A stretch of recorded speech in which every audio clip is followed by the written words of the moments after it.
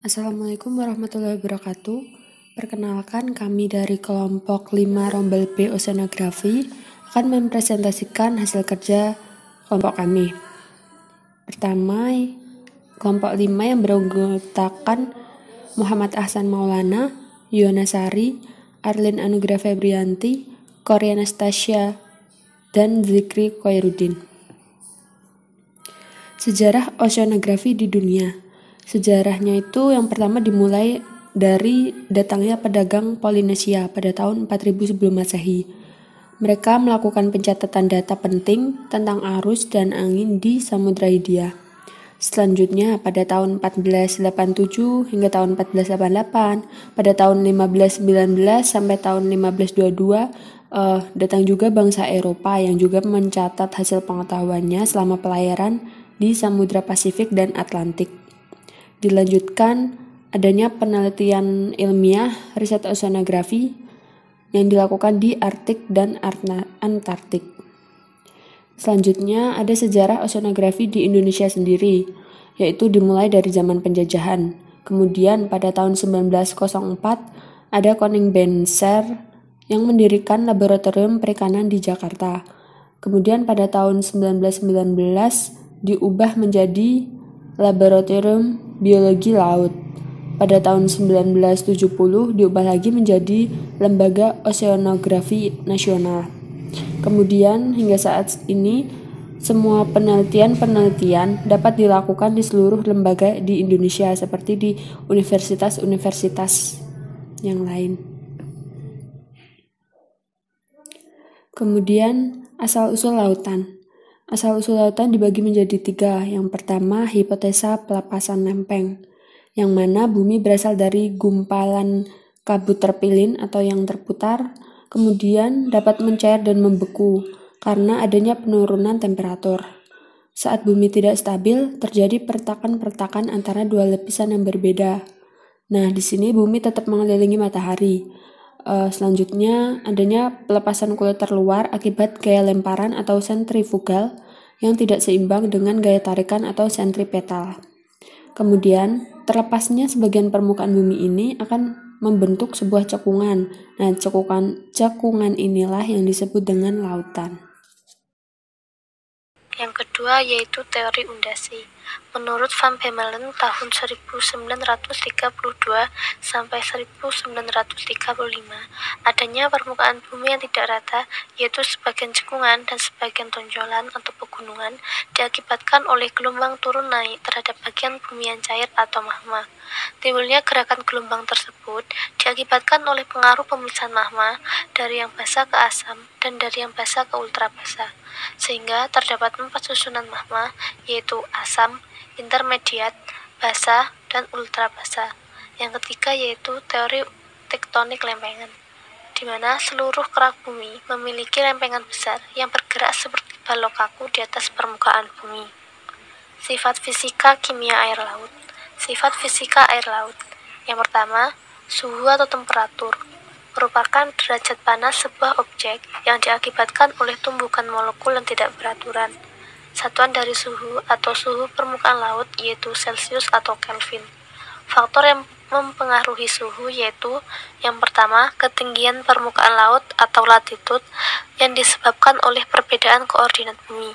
Yang kedua yaitu intensitas matahari, di mana semakin lama intensitas matahari maka suhu permukaan laut akan semakin tinggi.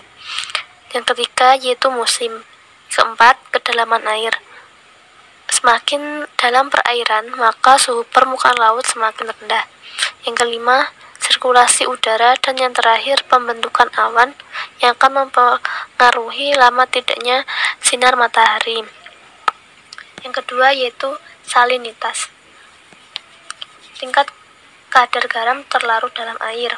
Salinitas dapat diukur menggunakan refraktometer. Kisaran salinitas air laut yaitu 30 sampai 35 ppt. Pada air tawar 0,5 sampai 5 ppt dan pada air estuari 5 sampai 35 ppt. Faktor yang mempengaruhi salinitas yaitu yang pertama pasang surut, yang kedua curah hujan, yang ketiga penguapan atau evaporasi. Di di mana semakin tinggi penguapan, maka salinitas akan semakin tinggi, karena yang menguap hanya air dan garamnya tertinggal. Yang keempat yaitu prepitasi atau kejadian hujan. Yang kelima, topografi perairan. Yang ketiga yaitu densitas, merupakan massa air per satuan volume. Densitas dipengaruhi oleh tekanan dan suhu, di mana keduanya saling berhubungan. Apabila tekanan naik, maka suhu akan rendah dan densitas akan naik. Akan tetapi, tidak selamanya densitas akan naik beriring dengan meningkatnya tekanan, karena adanya anomali air yang berubah-ubah. Yang keempat yaitu arus laut, merupakan pergerakan massa air di lautan dalam skala luas, baik secara horizontal maupun vertikal. Arus laut dipengaruhi oleh dua faktor, yaitu yang pertama faktor internal, meliputi perbedaan densitas air laut, gradien tekanan mendatar, dan gesekan lapisan air. Yang kedua yaitu faktor eksternal, merupakan gaya tarik matahari dan bulan, gaya Coriolis, perbedaan tekanan udara, gaya gravitasi, gaya tektonik dan angin.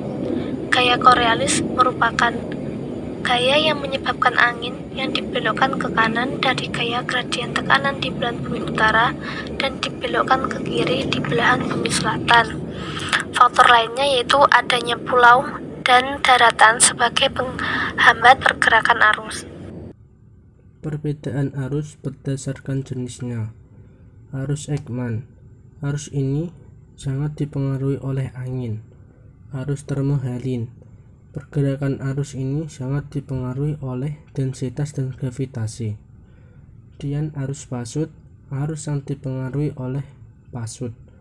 Arus Gauss-Tropik, yaitu arus yang dipengaruhi oleh gradien tekanan mendatar dan gaya Coriolis.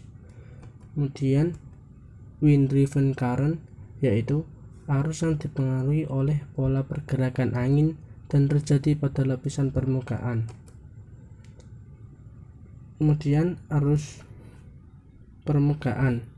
Arus ini sangat dipengaruhi oleh sebaran angin. Pada arus ini terjadi upwelling dan downwelling. Kemudian arus dalam. Pergerakannya tidak dipengaruhi oleh pola pergerakan angin. Perbedaan arus laut berdasarkan letaknya. Pertama, arus atas. Arus ini bergerak di permukaan laut. 2. Arus bawah. Arus ini bergerak di bawah permukaan air laut. Kemudian longshot current, yaitu arah aliran arus sejajar dengan garis pantai. Kemudian rip current, yaitu arus yang berada di pantai berpasir halus dan bergelombang agak besar. Arah gerakannya tegak lurus dengan garis pantai. Biasanya arus ini mampu menyeret pasir beserta orang yang berada di tempat itu menuju ke laut yang lebih dalam. Contohnya di pantai Parangtritis yang memiliki kecepatan sampai 80 km per jam. Kemudian sifat kimia air laut. Sifat-sifat kimia dari suatu elemen terutama ditentukan oleh distribusi elektron-elektron pada kulit dari elemen tersebut. Elektron-elektron ini antara lain menentukan suatu bentuk ikatan antar elemen. Ikatan antar elemen dibagi menjadi 3, yaitu ikatan ionik, ikatan kovalen, dan ikatan hidrogen. Ikatan ionik yaitu ikatan yang salah satu elemen memberikan elektronnya atau elemen positif, sementara elemen yang lain menerima elektron ini dan menjadi elemen negatif. Contohnya NaCl. Ikatan kovalen yaitu ikatan dua elemen elektron secara bersama membentuk satu pasang elektron atau elektron pair. Contohnya molekul H2 dan O2. Ikatan hidrogen yaitu suatu ikatan terbentuk antara atom hidrogen dari satu molekul air dan atom oksigen molekul air yang lainnya. Contohnya H2O. Air dapat dalam 3 fase.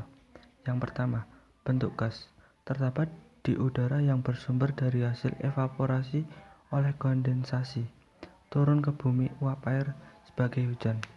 Yang kedua, bentuk cair.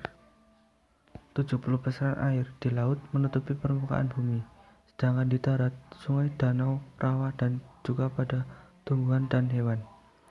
Bentuk padat terdapat dalam bentuk salju dan kristal es di udara. Di darat terdapat sebagai lapisan es di daerah kutub.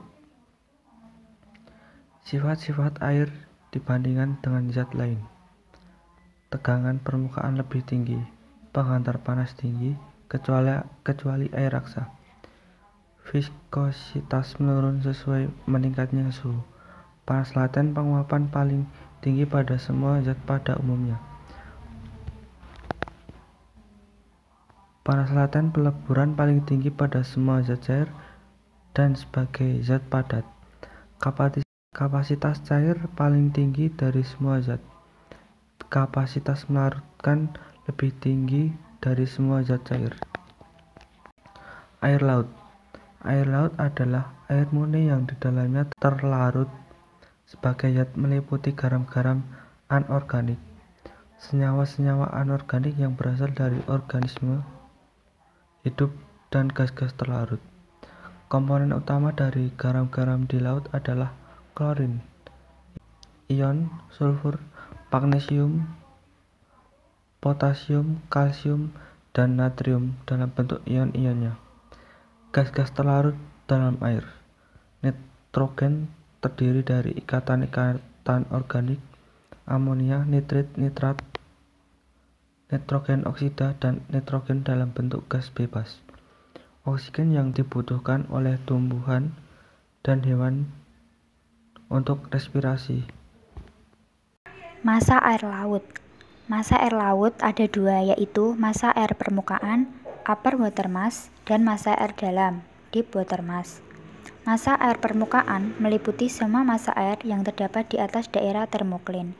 Yang kedua yaitu massa air dalam, meliputi semua massa air yang terdapat di bawah lapisan termoklin sampai dasar perairan. Tingkatan massa air laut ada 4, yaitu epilimnin, metalimnin, termoklin, dan hipolimnin. Epilimnin merupakan bagian kolam air permukaan yang mempunyai suhu lebih hangat dan mempunyai kemampuan pencampuran air yang stabil. Metalimnin merupakan bagian kolam air yang mempunyai perubahan suhu vertikal yang relatif tinggi. Termoklin merupakan daerah dengan lapisan air tipis yang memiliki penurunan suhu secara drastis. Hipolimnin mempunyai suhu yang lebih dingin dan perubahan suhu yang lebih kecil. Selanjutnya yaitu zona densitas air laut. Zona densitas air laut ada 3, yaitu haloklin, termoklin, pinoklin. Haloklin yaitu lapisan di mana terjadi perubahan salinitas dengan cepat. Haloklin berada pada kedalaman 200 sampai 1000 meter. Termoklin merupakan daerah dengan lapisan air tipis yang memiliki penurunan suhu secara drastis berbanding dengan peningkatan kedalaman. Pinoklin, daerah di mana terjadi kenaikan densitas berdasarkan meningkatnya kedalaman. Lalu, faktor-faktor yang mempengaruhi haloklin, termoklin, dan pinoklin. Haloklin dipengaruhi oleh letak lintang dan tingkat kedalaman. Termoklin dipengaruhi oleh kedalaman dan ketebalan. Termoklin meliputi variasi cuaca musiman, lintang, dan kondisi lingkungan lokal, seperti pasang surut dan arus. Pinoklin dipengaruhi oleh temperatur, salinitas, dan tekanan, serta letak lintang dan tingkat kedalaman. Haloklin plus termoklin sama dengan pinoklin. Haloklin dan pinoklin berbanding lurus, sedangkan termoklin dan pinoklin berbanding terbalik. Ketebalan lapisan haloklin, termoklin, dan pinoklin dipengaruhi oleh letak garis lintang, musim, arus, dan angin. Sekian presentasi dari kelompok 5. Maaf jika ada banyak kekurangan, kurang lebihnya kami mohon maaf. Wassalamualaikum warahmatullahi wabarakatuh.